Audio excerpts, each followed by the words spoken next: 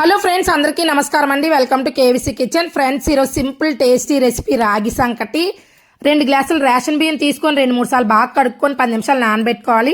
Stove వెలిగించుకొని stove మీద గిన్నె పెట్టుకొని ఆ గిన్నెలో వాటర్ వేసుకొని వాటర్ బాగా మరిగిన తర్వాత 1 స్పూన్ కల్లుప్పు వేసుకోవాలండి. బాగా మరిగించుకోవాలి. మరిగిన తర్వాత మనం నానబెట్టుకున్న రైస్ వేసుకొని కలుపుకొని మనం ఏ గ్లాస్ తోటి అయితే రైస్ తీసుకుని అదే గ్లాస్ తోటి రాగి పిండి తీసి పక్కన పెట్టుకోవాలి.